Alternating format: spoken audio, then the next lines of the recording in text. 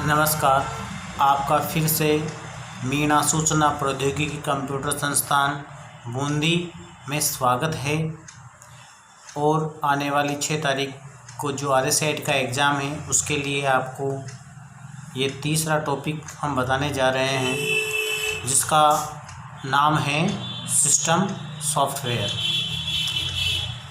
जैसा कि हमने पहले जो 2 टॉपिक देखे थे उसमें इनपुट आउटपुट सिस्टम देखा था, हार्डवेयर और सॉफ्टवेयर देखे थे। अब इसके बाद हम ऑपरेटिंग सिस्टम और एप्लीकेशन सिस्टम 2 प्रकार के होते हैं, ठीक है।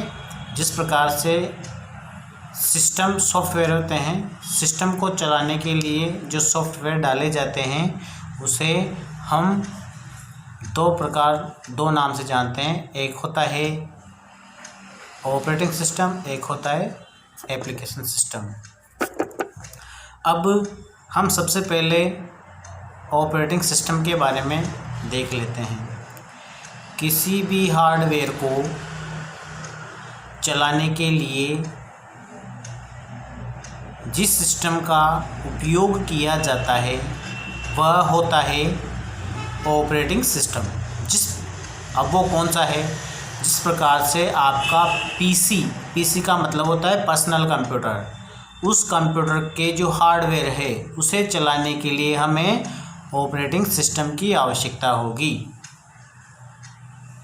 जिस प्रकार से हम स्टार्ट बटन जो CPU का होता है उसको दबाते हैं, तो जो दबाने की जो प्रक्रिया है और जहाँ तक हमारे सामने जो डिस्प्ले दिखाई देती है मॉनिटर पर, उसके बीच की स्टार्ट करना और जहाँ तक डिस्प्ले हमें दिखाई देता है, जहाँ पर जो छोटे छोटे आइकन आ जाते हैं डिस्प्ले पर यानी डेस्कटॉप पर, तो उस बीच की जो प्रक्रिया है उसे हम ऑपरेटिंग सिस्टम के माध्यम से देख पाते हैं। ऑपरेटिंग सिस्टम होगा तब ही वो हमें दिखाई देगा डिस्प्ले। तो डिस्प्ले कौन कौन से यानी ऑपरेटिंग सिस्टम कौन कौन से होते हैं, तो उसके बारे में हम थोड़ा देख लेते हैं कि जो कंप्यूटर में डलता है, यानी जो आपके पीसी में या लैपटॉप में जो डलेगा वो कौन कौन से हैं।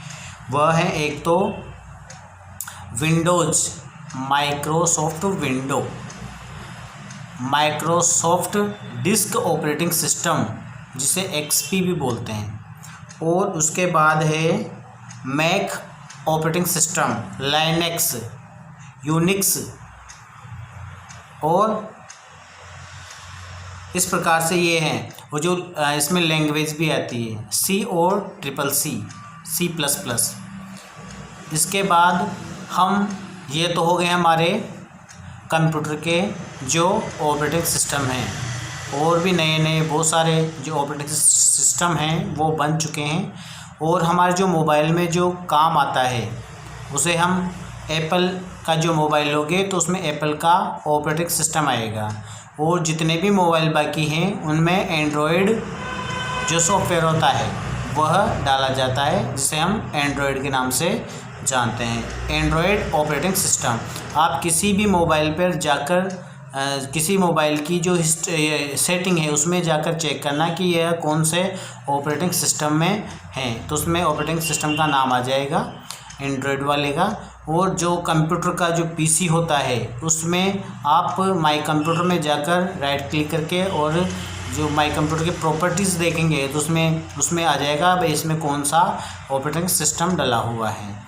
तो यह होता है हमारा ऑपरेटिंग सिस्टम, जिसके माध्यम से हम कंप्यूटर को चालू करते हैं और डिस्प्ले तक जो प्रक्रिया होती है वह ऑपरेटिंग सिस्टम के माध्यम से होती है। ऑपरेटिंग सिस्टम में जो स्टार्ट करने की प्रक्रिया है और जहां तक डिस्प्ले दिखाई देता है उसके बीच की जो प्रक्रिया होती है उसे प्रोसेसिंग या बूटिंग कहते हैं। बूटिंग का अधिकतर क्वेश्चन आया है कि बूटिंग कौन सी प्रक्रिया होती है, क्या है। तो बूटिंग होती है जो स्टार्ट करने की प्रक्रिया को बूटिंग प्रक्रिया भी बोलते हैं। वो बूट होती है, स्टार्ट होती है, स्टेप बाय स्टेप चलती रहती है। अब हम बात करते हैं ऑपरेटिंग सिस्टम के बाद में एप्लीकेशन सिस्टम की। अब एप्लीकेशन सिस्टम के बारे में सबसे पहले हम बात करेंगे कि जैसे कि हम किसी भी ऑप्शन को खोलने के लिए उस एप्लीकेशन का उस पीसी में होना आवश्यक है, चाहे हमें उसको डाउनलोड करके डालना पड़े, सीडी के माध्यम से डालना पड़े, अर्थात किसी प्रकार से उस पीसी या कंप्यूटर पे डालना होगा तभी वह खुल पाएगा। ऑपरेटिंग सिस्टम हम कौन कौन से लेंगे, ये जो एप्लीकेशन सिस्टम है, ऑपरेटिंग सिस्टम का हमने देख लिया, एप्लीकेशन सिस्टम के बारे में हम देख लें।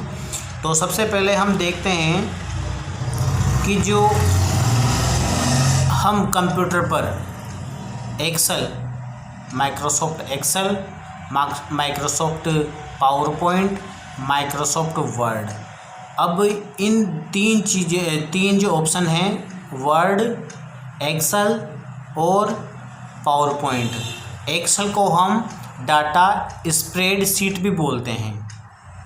इसके एक्सटेंशन होते हैं, जो ये फाइल से होती है उसके बारे में बाद में देखेंगे। पहले जो एप्लीकेशन सिस्टम है उसमें बहुत आवश्यक है हमारा वर्ड है, पावर पॉइंट है और एक्सेल है। इन तीन चीज़ों के माध्यम से हम, वर्ड के माध्यम से हम किसी भी प्रकार की एप्लीकेशन लिख सकते हैं, जैसे सेवा में श्रीमान वगैरह जितने भी एप्लीकेशन ऑफिसर्स के जितने भी जो यूज़ किए जाते हैं एप्लीकेशन के लिए। जैसे हम नॉर्मल A4 साइज के पेज में जो लाइनिंग हिंदी इंग्लिश जो भाषा हम लिखते हैं उसके फॉन्ट वगैरह सब चेंज हो जाते हैं, तो वो जो एप्लीकेशन है उसको लिखने के लिए हम MS वर्ड, एक किताब को जो लाइनिंग है उसको छापने के लिए हम MS ऑफिस वर्ड का उपयोग करते हैं। वो जितने भी हमें जैसे मान लो अंक गणित जितने भी कार्य एक्सेल में होंगे, जो मार्कशीट बनेगी वो एक्सेल में बनेगी, नाम और नंबर जितने भी डलेंगे वो सब एक्सेल में डलेंगे, और उसी के हिसाब से वो जो ग्राफ वगैरह है वो सब उसमें एक्सेल में बन जाएगा, और अंकगणित हमारा एक्सेल में हो जाएगा।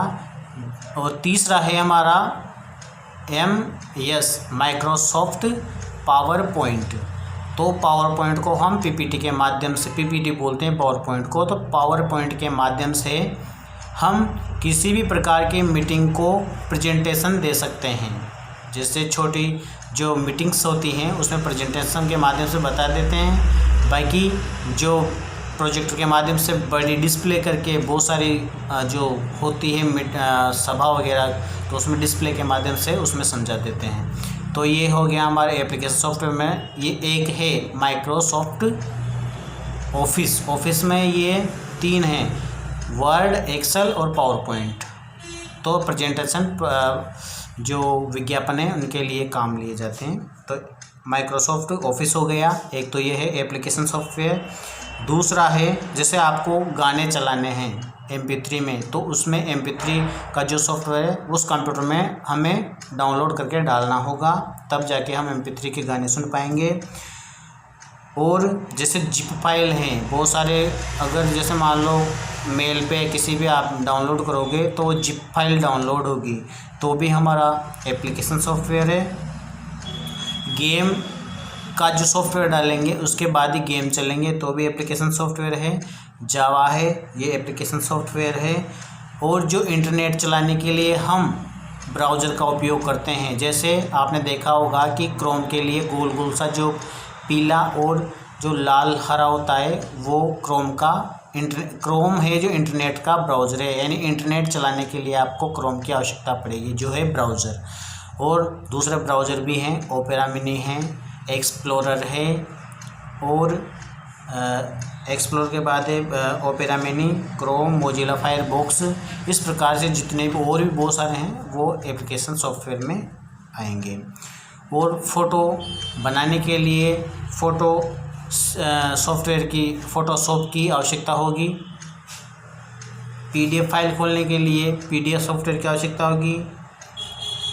और जो आप फेसबुक चलाते हो, ट्विटर चलाते हो, इंस्टाग्राम चलाते हो, टेलीग्राम चलाते हो, ये सब आपको एप्लीकेशन सॉफ्टवेयर के नाम से ही आएंगे। ये एप्लीकेशन सॉफ्टवेयर ही है।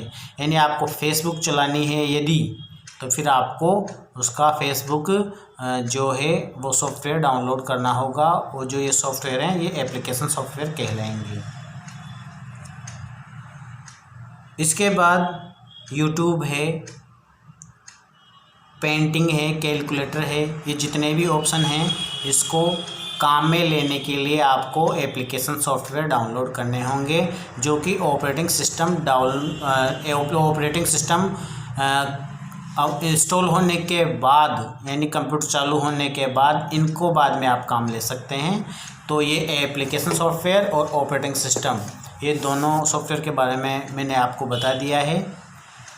ऑपरेटिंग सिस्टम बड़ी मशीन को चलाने के लिए, हार्डवेयर को जोड़ने के लिए काम में लेते हैं, ऑपरेटिंग सिस्टम कहलाते हैं। बाकी जिसमें हम काम करेंगे, जिन एप्लीकेशन में हम काम करेंगे वो सब एप्लीकेशन कहलाएगी, एप्लीकेशन सॉफ्टवेयर कहलाएंगे। फेसबुक, ट्विटर और माइक्रोसॉफ्ट ऑफिस, ये सब क्या कहलाएंगे, हमारे एप्लीकेशन सॉफ्टवेयर।